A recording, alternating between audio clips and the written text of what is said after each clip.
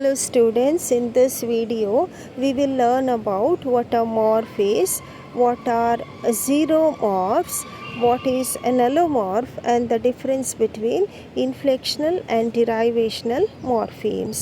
ಈ ಒಂದು ವಿಡಿಯೋದಲ್ಲಿ ನಾವು ಮಾರ್ಫ್ ಅಂತ ಅಂದ್ರೇನು, ಮಾರ್ಫಲ್ಲಿ ಝೀರೋಮಾರ್ಫ್ ಅಂತ ಅಂದ್ರೇನು, ಅಲೋಮಾರ್ಫ್ ಮತ್ತು ಡಿರೈವೇಷ್ನಲ್ ಮತ್ತು ಇನ್ಫ್ಲೆಕ್ಷನಲ್ ಮಾರ್ಫೀಮ್ಗಳ ವ್ಯತ್ಯಾಸವನ್ನು ತಿಳ್ಕೊಳ್ಳೋಣ. ಮೊದಲಿಗೆ ನಾವು ಪ್ರಾರಂಭದಲ್ಲಿ let us try to understand what a morph is. Morph ಅಂತ ಅಂದ್ರೇನು ಅನ್ನೋದನ್ನು ತಿಳ್ಕೊಳ್ಳೋಣ. So to know this we must know what is a morpheme. Morpheme ಅಂದರೆ ಏನು ಅಂತ ನಮಗೆ ಗೊತ್ತಿರಬೇಕಾಗತ್ತೆ. We already know about this. So morpheme is the smallest unit of language which has both form and meaning. ನಮಗೆ ಇದಾಗಲೇ ಗೊತ್ತು. ಮಾರ್ಫೀಮ್ಗೆ ಅದು ಸಣ್ಣ ಒಂದು ಭಾಷೆಯ ಸಣ್ಣ ಒಂದು ಘಟಕ, unit of language which has both form and meaning. Form ಕೂಡ ಇರುತ್ತೆ, ಮೀನಿಂಗ್ ಕೂಡ ಇರುತ್ತೆ ಅಂತ ನಾವು ಕಲ್ತಿದ್ದೀವಿ. ಸೊ ಈಗ ಒಂದು ಉದಾಹರಣೆಯನ್ನು ತಗೊಳ್ಳೋದಾದರೆ, if we take the example of one morpheme un ಅನ್ನುವಂತಹ ಮಾರ್ಫೀಮ್ನ ತಗೊಂಡಾಗ, like this can be used as prefix in a word like unpleasant ಅನ್ನುವಂತಹ ಪದದಲ್ಲಿ ನಾವು ಪ್ರಿಫಿಕ್ಸ್ ಆಗಿ ಬಳಸುವಂಥ ಇದೆಯಲ್ಲ, ಆ ಮಾರ್ಫೀಮ್ನ ಉದಾಹರಣೆನ ತಗೊಳ್ಳೋದಾದರೆ, we know that this morpheme un has both form. ಅದರ ಫಾರ್ಮು ಅದನ್ನು ಫೊನೆಟಿಕ್ ಸ್ಕ್ರಿಪ್ಟಲ್ಲಿ ನಾವು ಈ ಥರ ಬರೀತೀವಿ. And the meaning of it is not. ಅದರ ಮೀನಿಂಗ್ ನಾಟ್ ಅಂತ ಹೇಳಿ. So this morpheme un has both form and meaning. ಈಗ ಅದಕ್ಕೆ ಫಾರ್ಮ್ ಇದೆ, ಮೀನಿಂಗ್ ಇದೆ. ನಾವು ವಾಟ್ ಈಸ್ ಮಾರ್ಫ್? ಈಗ ಮಾರ್ಫ್ ಅಂತ ಅಂದರೆ just the form of it. ಈ ಒಂದು ಮಾರ್ಫೀಮಿನ ಫಾರ್ಮ್ ಇದೆಯಲ್ಲ, ಅದು ಬರೆಯುವ ಅಥವಾ ಹೇಳುವಂತಹ ರೀತಿ ಇದೆ ನೋಡಿ, the writing and the pronunciation part of it, that is known as morph. ಅದಕ್ಕೆ ನಾವು ಮಾರ್ಫ್ ಅಂತ ಹೇಳ್ತೀವಿ. So if a word does not have if a morpheme does not have a form, ಈಗ ಮಾರ್ಫೀಮ್ಗೆ ಫಾರ್ಮ್ ಇಲ್ಲದೆ ಹೋದಾಗ ಅದಕ್ಕೆ ನಾವು ಝೀರೋಮಾರ್ಫ್ ಅಂತ ಹೇಳ್ತೀವಿ. So let us try to understand what a zero morph is. ಈಗ ಝೀರೋಮಾರ್ಫ್ ಅಂತ ಅಂದರೆ, sometimes it so happens that morpheme or a word does not have a form, then it is known as zero morph. ಆಗ ನಾವು ಅದಕ್ಕೆ zero morph ಅಂತ ಹೇಳ್ತೀವಿ. Zero morph is a morph consisting of no phonetic form. ಇದರಲ್ಲಿ ಅದಕ್ಕೆ phonetic ಫಾರ್ಮೇ ಇರೋದಿಲ್ಲ ಅಂತ. See let us take the example of fair. Fair ಅನ್ನುವಂತಹ ವರ್ಡನ್ನ ತಗೊಂಡಾಗ we know that fair has many meanings. ಫೇರ್ಗೆ ಸಾಕಷ್ಟು ಅರ್ಥಗಳು ಇದೆ. One meaning of fair is beauty, right? Another meaning of fair is a large collection of people or a crowd of people. That is another meaning of fair, as in job fair. Okay, and the next meaning of it is pale color, ಅಥವಾ colourless or white colour. So this has many meanings. ಈ ಪದಕ್ಕೆ, fair ಅನ್ನುವಂತಹ ಪದಕ್ಕೆ ಹಲವಾರು ಅರ್ಥಗಳಿವೆ. ಆದರೆ we just have one form. ಅದನ್ನು ಬರೆಯೋದು ಒಂದೇ ಥರ. For each meaning we don't have separate forms, isn't it? ಇದರ ಬೇರೆ ಬೇರೆ ಅರ್ಥಗಳಿಗೆ, ಈಗ ಬ್ಯೂಟಿ ಅನ್ನುವಂತಹ ಅರ್ಥಕ್ಕೂ ನಾವು FAIRನೇ ಬರಿತೀವಿ, ಕಲೆಕ್ಷನ್ ಅನ್ನೋ ಅರ್ಥಕ್ಕೂ ಅದನ್ನೇ ಬರಿತೀವಿ, ಅಥವಾ ಪೇಲ್ ಅನ್ನೋ ಅರ್ಥಕ್ಕೂ ಅದನ್ನೇ ಬರಿತೀವಿ. ಹಾಗಾಗಿ it doesn't have different forms here. ಇಲ್ಲಿ ಬೇರೆ ಬೇರೆ ಆದಂತಹ ಫಾರ್ಮ್ಸ್ ಇಲ್ಲದೆ ಇದ್ದಾಗ, it doesn't have different way of writing, we call it zero morph. I hope you understood this. Let us next look at allomorph. ಈಗ ಅಲೋಮಾರ್ಫ್ ಅಂತಂದರೆ ಏನು ಅನ್ನೋದನ್ನು ನೋಡೋಣ. What is ಅಲೋಮಾರ್ಫ್? ಅಲೋಮಾರ್ಫ್ ಅಂತ ಅಂದರೆ, it is like this. Different morph representing the same morpheme. Different morph representing the same morpheme are called allomorph. So ಇಲ್ಲೇನಾಗತ್ತೆ, different morphs representing the same morpheme. ಒಂದೇ ಮಾರ್ಫೀಮನ್ನು ನಾವು ಬೇರೆ ಬೇರೆ ಥರ ಹೇಳ್ತೀವಿ. For example, the article, definite article the, ಇದನ್ನು ನಾವು it can be pronounced in 2 different ways. ಅದನ್ನು ನಾವು 2 ರೀತಿಯಾಗಿ ಉಚ್ಚಾರಣೆ ಮಾಡ್ಬೋದು. For example, we say the book, ನಾವು ದ ಬುಕ್ ಅಂತ ಹೇಳ್ತೀವಿ. And when it is preceding an article, I mean vowel sound, we also say the author. ಅಂದರೆ the book ಅಂತೀವಿ, ದಿ ಆಥರ್ ಅಂತ ಹೇಳ್ತೀವಿ. Both are different morphs of the same morpheme ಅಲ್ವಾ. Definite ಆರ್ಟಿಕಲ್ನ ಅದನ್ನು ಹೇಳುವಂತಹ ಬೇರೆ ಬೇರೆ ಮಾರ್ಫ್ ಅಥವಾ ಬೇರೆ ಬೇರೆ ರೀತಿಗಳು, ಅದಕ್ಕೆ ನಾವು ಅಲೋಮಾರ್ಫ್ ಅಂತ ಹೇಳ್ತೀವಿ. So have you understood now what is a morph, what is zero morph and what are allomorphs? ಈಗ ನಿಮಗೆ ಅರ್ಥ ಆಗಿರ್ಬೋದು. ಅಂದರೆ ಈ ಒಂದು ಮಾರ್ಫೀಮ್ಗೆ ನಮಗೆ ಏನೆಲ್ಲ ಇರುತ್ತೆ? Morpheme has both form and meaning. ಮಾರ್ಫೀಮ್ಗೆ ಫಾರ್ಮ್ ಮತ್ತು ಮೀನಿಂಗ್ ಇರುತ್ತೆ. So from the morpheme, if we just take the form of it, that becomes a morph, isn't it? And when you have no form for a morpheme, sometimes one word has several meaning, and for each of it you don't have separate form. That is a what is that? Zeromorph, right? And then if different morphs represent the same morpheme, it is called an allomorph. So I hope you understood this. Now let us look at inflectional and derivational morphemes. Inflectional ಮತ್ತು ಡಿರೈವೇಷನಲ್ ಮಾರ್ಫೀಮ್ಗಳನ್ನು ನೋಡೋಣ. So what are these? ಇವುಗಳು ಯಾವುದು ಅಂತ ಅಂದರೆ, let us begin with inflectional first. So inflectional morpheme is added to a noun, verb, adjective or adverb to assign a particular grammatical property to that word, such as tense, number, possession and comparison. ಈಗ ನಾವು ಇನ್ಫ್ಲೆಕ್ಷನಲ್ morpheme ಯಾವಾಗಲೂ suffix ಆಗಿ ಬರುತ್ತೆ. There is no prefix in inflectional morpheme. That is one thing you have to keep in mind. Inflectional morpheme ಯಾವಾಗಲೂ suffix ಆಗಿರುತ್ತೆ. ಮತ್ತು ಅದನ್ನು ನಾವು ಯಾವುದ್ರ ಜೊತೆ ಸೇರಿಸ್ತೀವಿ? We add it to a noun, verb, adjective or adverb. Okay, so how do we use it in tense? ಟೆನ್ಸಲ್ಲಿ ನಾವು ಯಾವ ಥರ ಯೂಸ್ ಮಾಡ್ತೀವಿ ಅಂತ ನೋಡೋಣ. So in tense we can use it to show past tense. ಈಗ stop ಇರುತ್ತೆ. To show past tense we can say stopped, isn't it? And to show continuous tense of the word run, we can say running. We can also say there are different methods of forming a past tense word, isn't it? By adding suffix t, d, ed and ing, we can arrive at the past tense of a particular verb.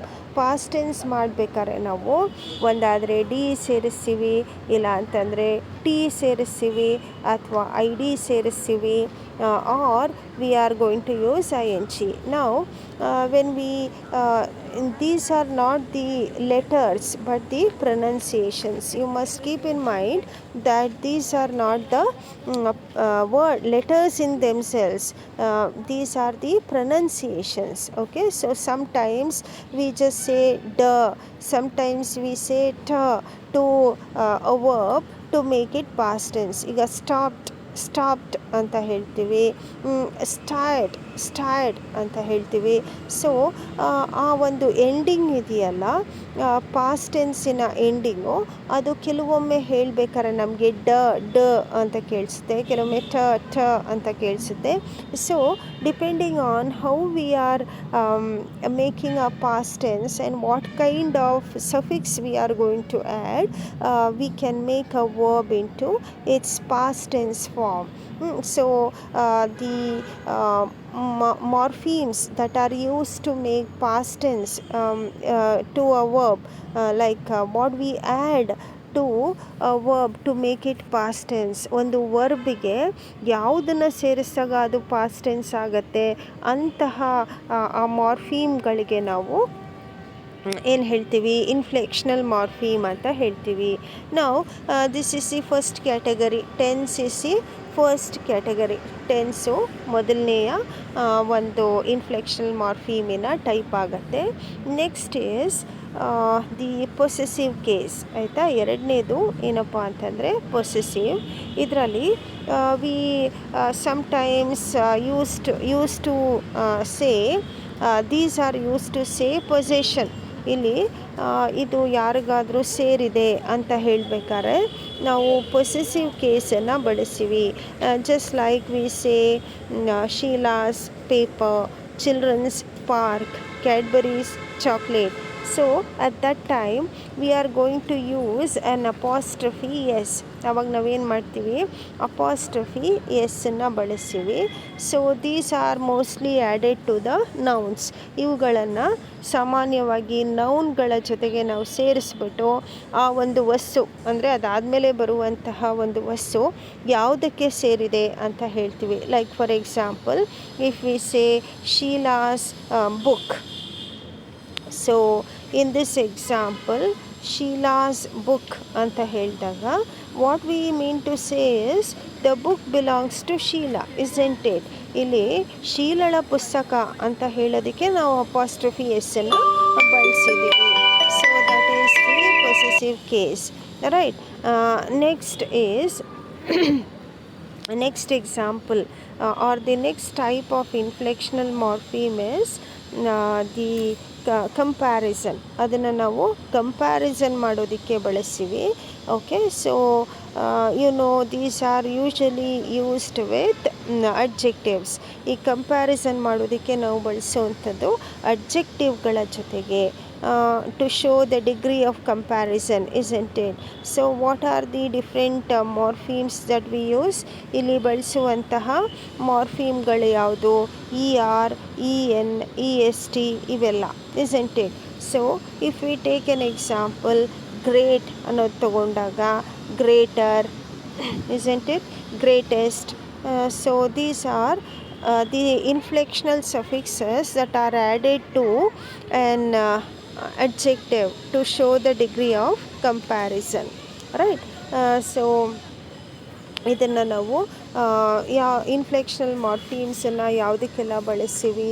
To show tense, right, to show possession, to show comparison, and we can also show number. ನಾವು number ಕೂಡ ತೋರಿಸ್ಬೋದು. And I have already told you that number is nothing but whether a word is singular or plural. ಇಲ್ಲಿ number ಅಂತ ಅಂದರೆ ಏನು ಅಂತ ನಾನು ನಿಮ್ಗಾಗಲೇ ಹೇಳಿದ್ದೀನಿ. So these are the morphemes which are used to show whether noun is singular or plural. So what kind of inflectional suffixes are used in English? ಇಂಗ್ಲೀಷಲ್ಲಿ ಇನ್ಫ್ಲೆಕ್ಷನಲ್ ಸಫಿಕ್ಸಸ್ ಯಾವುದೆಲ್ಲ ಅಂದರೆ ಸ, ಝ and is. So these are the inflectional suffixes as we have in cats, dogs and roses. So these are the inflectional suffixes that we come across in English. So you already know the inflectional suffixes now, how they are used to show tense. ಅವುಗಳನ್ನ ನಾವು tension use ಮಾಡೋದಕ್ಕೆ ಹೇಳ್ತೀವಿ. And then we use to show comparison, possessive case and also number, isn't it?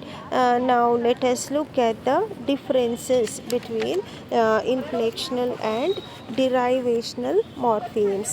ಈಗ inflectional morphemes do not change the essential meaning or grammatical category of a word.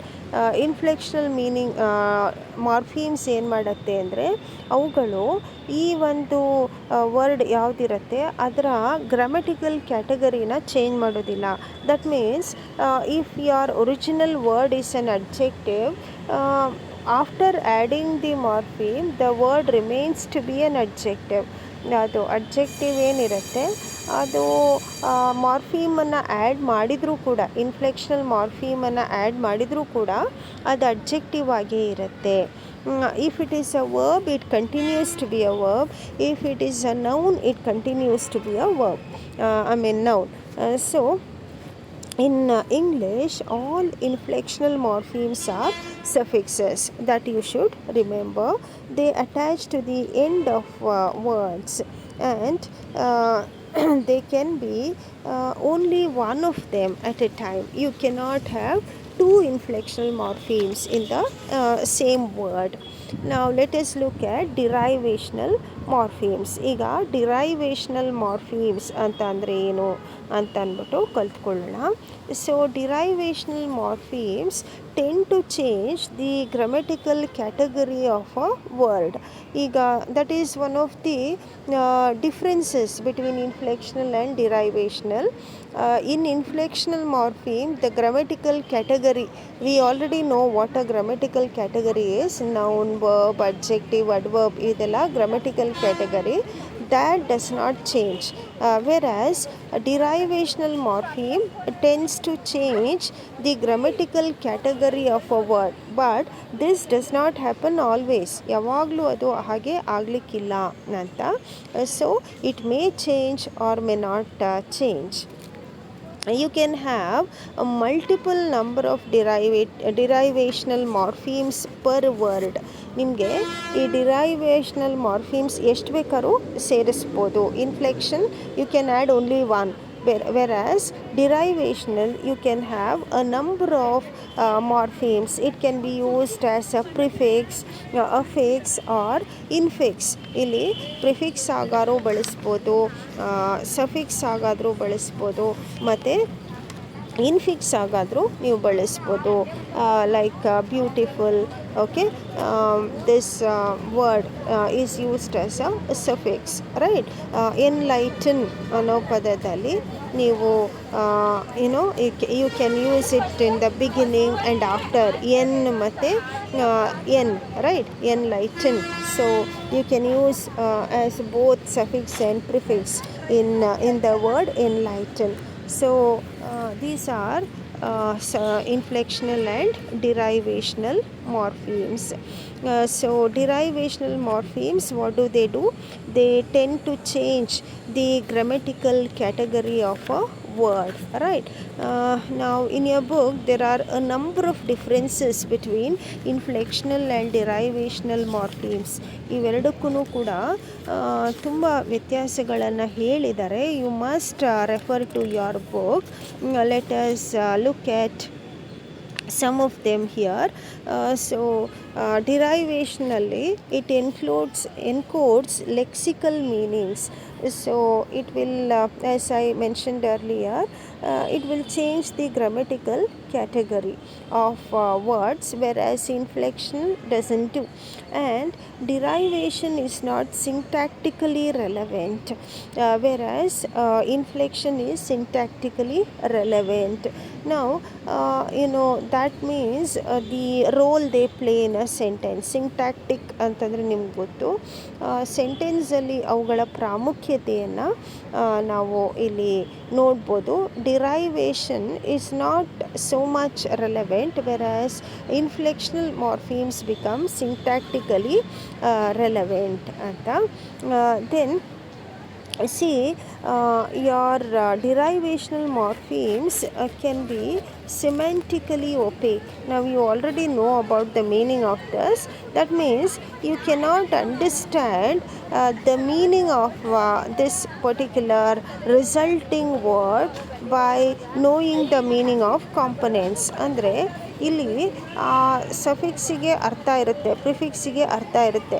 ಅವುಗಳ ಅರ್ಥವನ್ನು ನೀವು ತಿಳ್ಕೊಂಡಾಗ resulting word ಏನಾಗುತ್ತೆ ಅದರ ಅರ್ಥ ನಿಮಗೆ ಆಗಬೇಕು ಅಂತಿಲ್ಲ. But in the inflectional morpheme, since it does not change the part of speech, this words remain rarely semantically opaque ಅಂತ. ಆ್ಯಂಡ್